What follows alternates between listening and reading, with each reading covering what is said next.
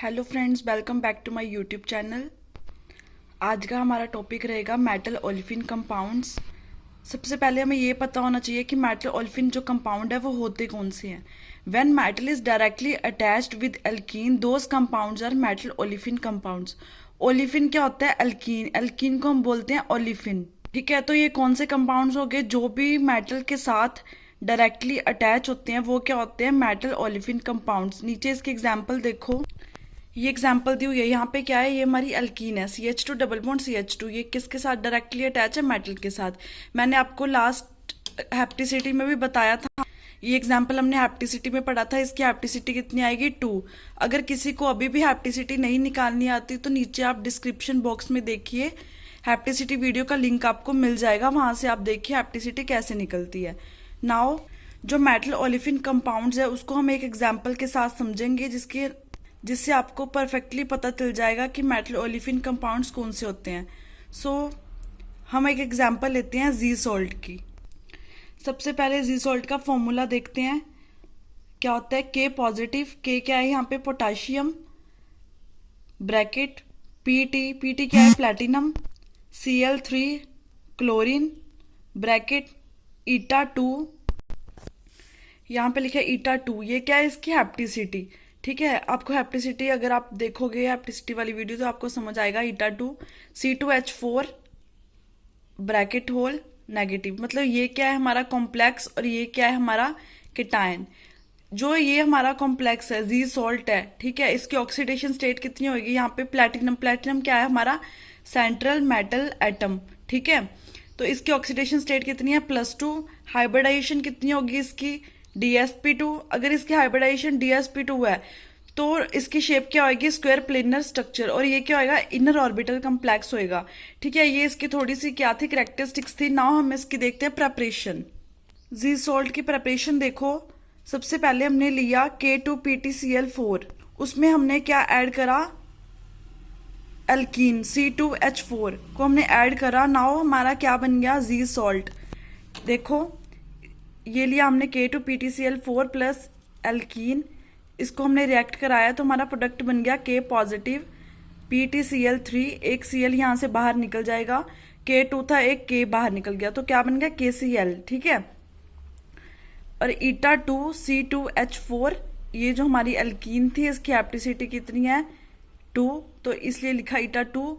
ऊपर क्या आ गया? नेगेटिव। ये क्या बन गया? हमारा जी सॉल्ट। और साइड बाय साइड क्या निकल गया? KCl। ये थी हमारी प्रेपरेशन किसकी? जी सॉल्ट की। ठीक है, नाउ ये फॉर्मूला हमें जी सॉल्ट का लर्न हो गया होगा अब तक। ठीक है, आप साथ के साथ इसके नोट्स बनाते जाइए, आपको इजी हो जाएगा आगे पढ़ना। ठीक है, देखो, this is the ionic complex. ये क्या है? एक आयनिक कॉम्प्लेक्स बन गया। आयनिक क्यों कहा इसे? K पॉजिटिव, मतलब ये क्या हो रहा है? इसके एक कैटायन बन रहा है और एक एनायन बन रहा है, इसलिए ये क्या हो गया? एक एनायनिक कॉम्प्लेक्स हो गया। ठीक है, तो K पॉजिटिव क्या है? Simple cation. और ये क्या है? हमारा कॉम्प्लेक्स एनायन।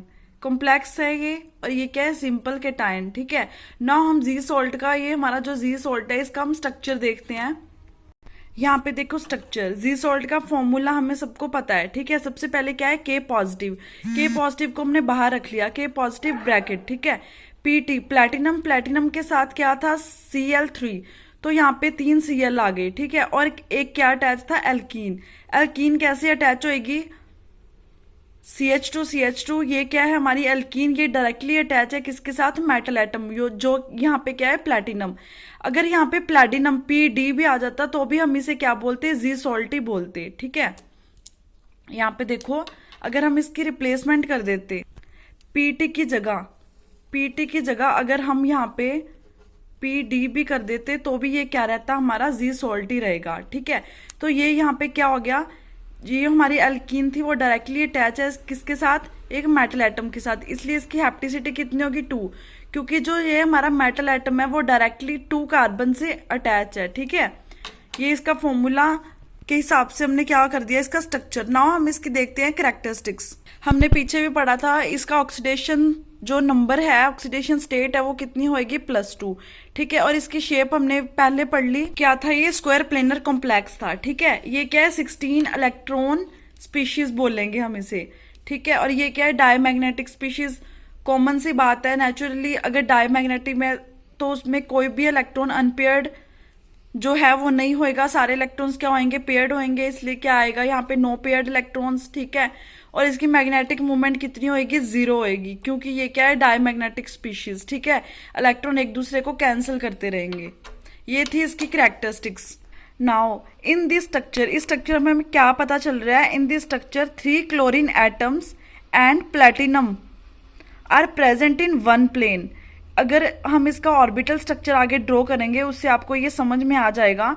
जो स्ट्रक्चर बनाया हमने, इसमें जो 3 क्लोरीन एटम है और जो एक प्लेटिनम है वो क्या है, एक ही प्लेन में है, और जो C2H4 है इस पाई बॉन्डेड टू प्लेटिनम। जो C2H4 में जो हमारे H है वो क्या होंगे, आउट ऑफ प्लेन होंगे। ये हमें जो हम मॉलिक्यूलर और इसका डायग्राम बनाते हैं उससे पता चलेगा। आगे देखते हैं। अब ये हमारी bonding in case of ji salt. ये जो हमारा स्ट्रक्चर है इसकी बॉन्डिंग शो किया है यहाँ पे। ठीक है, पाई बॉन्डिंग, सिग्मा बॉन्डिंग, ये सब शो करा है इसमें। ये आप स्ट्रक्चर बहुत ध्यान से समझिए, बहुत इंपॉर्टेंट भी है आपके लिए। ठीक है, उससे आपको ये भी पता चल जाएगा कि कौन एक प्लेन में है, कौन सा आउट ऑफ प्लेन है, सब इसमें से पता चलेगा आपको। फर्स्टली स्टार्ट करते हैं हम प्लैटिनम से। ठीक है, ये क्या है, प्लैटिनम। प्लैटिनम के साथ हमें पता है कि जो ये है, ठीक है, ये क्या है, इसकी शेप हमने पढ़ ली थी, क्या है जी सॉल्ट की शेप, इसकी शेप थी स्क्वायर प्लेनर। ठीक है, और इसकी जो हाइब्रिडाइजेशन थी वो कितनी थी, DsP2। हमें पता है अब DsP2 क्या थी, इसकी हाइब्रिडाइजेशन। ठीक है, तो जो है इसमें 4 जो हमारे ऑर्बिटल्स हैं वो क्या होंगे, हाइब्रिड ऑर्बिटल्स होंगे। ठीक है, देखो प्लैटिनम में क्या बनाया हमने, 4 हाइब्रिड ऑर्बिटल्स, 1 2 3 4। पहले हमने 4 क्या बना लिए, हाइब्रिड ऑर्बिटल्स। ठीक है, और 4 क्या बना लिए हमने, अनहाइब्रिड ऑर्बिटल्स। ये देखो 1 2 3 4, ये शेडेड रीजन दिखाया, ये क्या है, अनहाइब्रिड ऑर्बिटल्स। ठीक है, और प्लैटिनम के साथ हमारा क्या अटैच था, 3 क्लोरीन एटम्स। यहाँ पे हमने अटैच करा दिए 3 क्लोरीन एटम, और एक क्या रह गया हमारा खाली। ठीक है, जो ये हमारा खाली है वो आगे हम देखेंगे। ये इसके साथ कौन सा बॉन्ड बना रहा है, सिग्मा बॉन्ड बना रहा है। ठीक है, और ये देखो ये क्या था हमारा alkene, C double bond C। ठीक है, यहाँ पे हमने सिंगल बॉन्ड बनाया और यहाँ पे हमने क्या बना दिए, ऑर्बिटल्स बना दिए।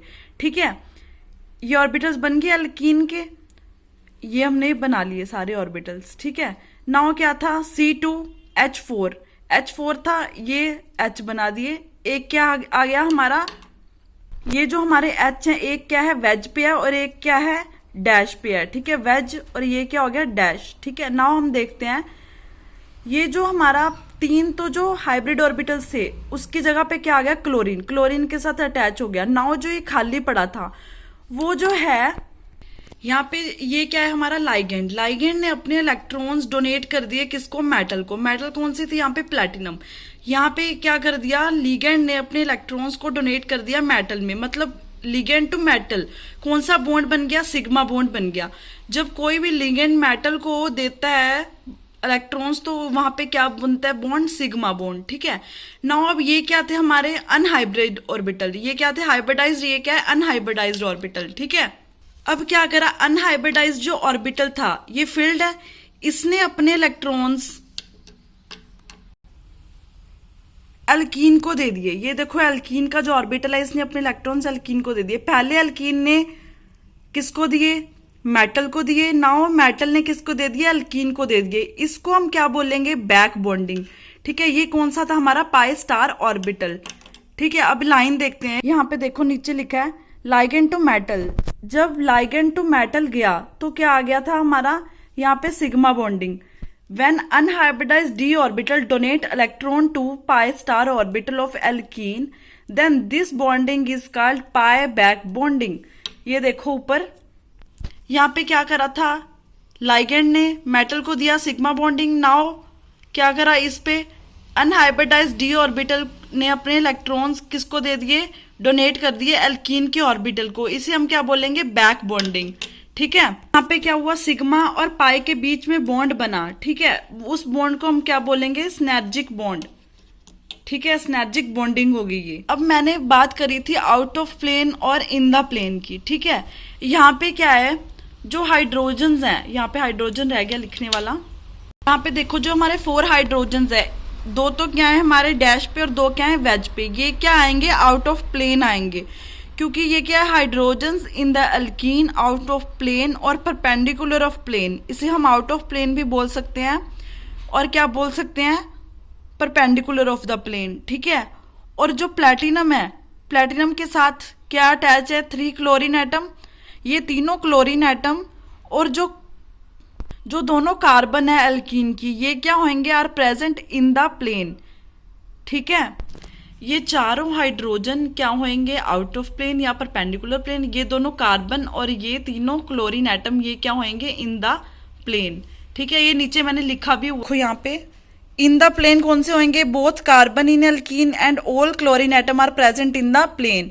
आउट ऑफ प्लेन कौन से होंगे हाइड्रोजन्स इन द एल्कीन, जो चारों हाइड्रोजन्स है ना, दो हाइड्रोजन तो वेज पे हैं और दो क्या है डैश पे, ये दोनों क्या होंगे आउट ऑफ प्लेन या होंगे परपेंडिकुलर ऑफ द प्लेन। ये थी हमारी bonding in case of ji salt. Friends hope so आपको ये बॉन्डिंग समझ आ गई होगी, out of plane in the plane कौन किसको इलेक्ट्रॉन डोनेट कर रहा है, ये आपको सब समझ आ गया होगा। नाउ हम पढ़ते हैं इसके कुछ फैक्टर्स। अब यहाँ पे बैक बॉन्डिंग तो आई है, बैक बॉन्डिंग के फैक्टर्स क्या है, मतलब बैक बॉन्डिंग जो है हमारे मेटल को किस तरह से इफेक्ट करती है। फर्स्ट पॉइंट देखो oxidation state of metal, metal का हमने ऑक्सीडेशन स्टेट पहले ही पढ़ लिया कितना था +2, ठीक है। अगर हमारा ऑक्सीडेशन स्टेट लो है, मतलब लो मतलब या तो -2 माइनस में आ रहा है, -2 -1 0 कुछ भी है, लो है, देन क्या होएगी बैक बॉन्डिंग इंक्रीज होएगी। जब बैक बॉन्डिंग इंक्रीज होएगी तो जो कार्बन कार्बन जो हमारी एल्कीन थी, कार्बन कार्बन पाई बॉन्डिंग क्या हो जाएगी डिक्रीज हो जाएगी। जब वहां पे पाई बॉन्डिंग डिक्रीज हो जाएगी, यहाँ पे देखो अब यहाँ पे उन्होंने क्या बोला, अगर हमारा मेटल का जो ऑक्सीडेशन नंबर है वो क्या होएगा लो होएगा, देन जो हमारी बैक बॉन्डिंग है वो क्या हो जाएगी ज्यादा हो जाएगी। अब क्या हो गया बैक बॉन्डिंग क्या होगी हमारी ज्यादा होगी। बैक बॉन्डिंग मतलब यहाँ पे जो हमारे क्या थे अनहाइब्रिड ऑर्बिटल्स थे, उन्होंने अपने इलेक्ट्रॉन्स किस में शिफ्ट कर दिए एल्कीन के पाई ऑर्बिटल में, ठीक है। बैक बॉन्डिंग ज्यादा होगी, ऑक्सीडेशन नंबर क्या था लो था, तो क्या होएगा जो कार्बन कार्बन में जो बॉन्डिंग है वो क्या हो जाएगी डिक्रीज हो जाएगी। जब बॉन्डिंग डिक्रीज हो जाएगी तो ये जो हमारी बॉन्ड लेंथ है वो क्या हो जाएगी इंक्रीज हो जाएगी हमारी बॉन्ड लेंथ, ठीक है। यहाँ पे यही लिखा है मैंने, ठीक है। If the oxidation state low then back bonding increase, then carbon carbon में जो बॉन्डिंग है वो क्या हो जाएगी डिक्रीज हो जाएगी और हमारा बॉन्ड लेंथ क्या हो जाएगा इंक्रीज। वो मैंने यहाँ पे लिखा नहीं, आप पॉइंट नोट कर लिए। Now second one nature of substituent. Substituents मतलब देखो if hydrogen is replaced with electron withdrawing group, electron withdrawing group क्या होते हैं जिसे इलेक्ट्रॉन चाहिए होते हैं, मतलब वो अपनी तरफ इलेक्ट्रॉन को अट्रैक्ट कर लेता है खींच लेता है, ठीक है। जो हमारे स्ट्रक्चर में हमने देखा है हमारे 4 हाइड्रोजन्स लगे थे, ठीक है एल्कीन के साथ, अगर हम उनको रिप्लेस कर दें इलेक्ट्रॉन विड्रॉइंग ग्रुप के साथ देन क्या होएगा strength of electron withdrawing group is increase. ये साइन किसका इंक्रीज का, इलेक्ट्रॉन विड्रॉइंग ग्रुप की स्ट्रेंथ क्या हो जाएगी इंक्रीज हो जाएगी, तो बैक बॉन्डिंग क्या हो जाएगी हमारी इंक्रीज हो जाएगी। अगर हमारी बैक बॉन्डिंग इंक्रीज हो रही है देन हमें पता है जो कार्बन कार्बन में बॉन्डिंग है वो क्या हो जाएगी डिक्रीज हो जाएगी और बॉन्ड लेंथ क्या हो जाएगी increase. Now third one if the strength of ligands with platinum is increase. अब लाइगेंड्स कौन से लगे हैं हमारे प्लैटिनम के साथ, ठीक है, वो उसकी स्ट्रेंथ अगर इंक्रीज हो जाती है देन बैक बॉन्डिंग भी क्या हो जाएगी increase. Now carbon carbon pi bonding क्या हो जाएगी डिक्रीज, अगर ये डिक्रीज हो जाएगी तो हमारी जो बॉन्ड लेंथ है वो क्या हो जाएगी इंक्रीज। मतलब ये हमारे 3 फैक्टर हैं जो कि हमारी बैक बॉन्डिंग है इसमें वो इफेक्ट कर रही है डायरेक्टली मेटल को। ओके फ्रेंड्स, अगर आपने अभी तक मेरा चैनल को सब्सक्राइब नहीं करा तो प्लीज़ उसे सब्सक्राइब करें, लाइक करो, शेयर करो, ठीक है। अगर आपको कुछ भी नहीं समझ आया तो कमेंट बॉक्स में जाके आप कमेंट करें। बाकी डिस्क्रिप्शन में आपको अनदर वीडियोस के लिंक मिल जाएंगे, वहाँ से आप वीडियोस देख लीजिए। Thank you so much.